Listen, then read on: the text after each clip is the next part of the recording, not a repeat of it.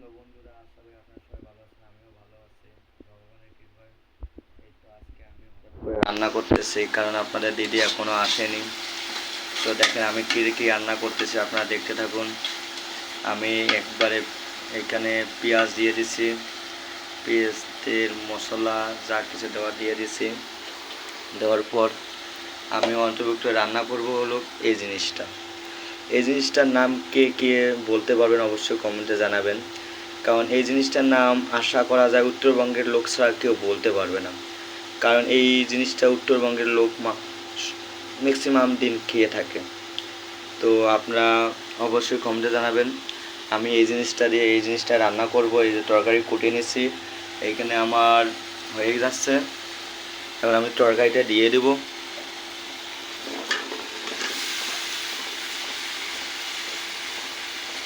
আমি তরকারিটা দিয়ে দিচ্ছি, এখন আমি একটু নাড়া দিব।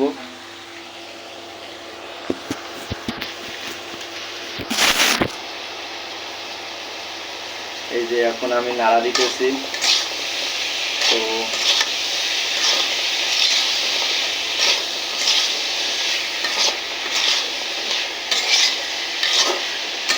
অনেকদিন পর তরকারিটা রান্না করতেছি, কারণ অনেকদিন আমি তরকারিটা রান্না করি না, ভাত তরকারি রান্না করি না, কারণ আর আজকে আপনাদের দিদি নাই, তাই রান্না করতেছি।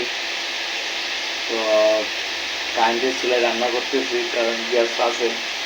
এই যে গ্যাসের বোতল, এই যে গ্যাসের চুলা আছে, তারপরও আমি কারেন্টের চুলায় রান্না করতেছি। কারণ কারেন্টের চুলায় রান্না করলে হয় কি, একটু আমাদের গ্যাসটা একটু কম পুড়িয়ে যায়, তাই আমি কারেন্টের চুলায় রান্না করতেছি। তো আমি তরকারিটা রান্না করতেছি, দেখেন তরকারিটা আপনারা চিনে থাকলে অবশ্যই জানাবেন এই তরকারিটার নাম কি, অবশ্যই কমেন্টে জানাবেন এই তরকারিটার নাম কি।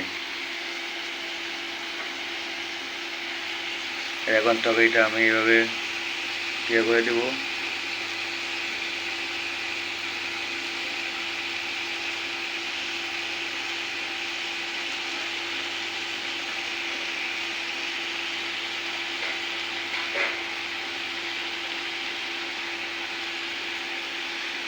সব তরকারিটা একটু আউলে আউলে দিতে হয়, নাহলে ডালা হয়ে থাকবো।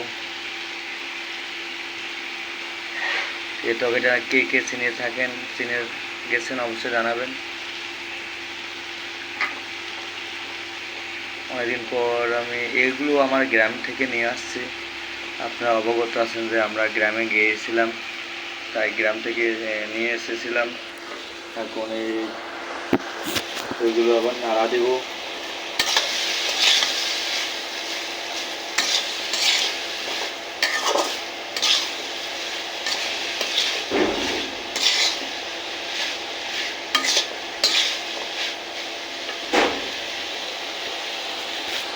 দেখেন আপনারা ভিডিওটা শেষ পর্যন্ত দেখবেন আমি কীভাবে তরকারিটা রান্না করি। একটু তেল দিব, কারণ তেল কম হয়ে গেছে। কারণ এই তরকারিটা যদি আমি একটু ভালো করে না ভাজে নেই, তাহলে সমস্যা হইতে পারে, তাই এখন নাড়া দেব।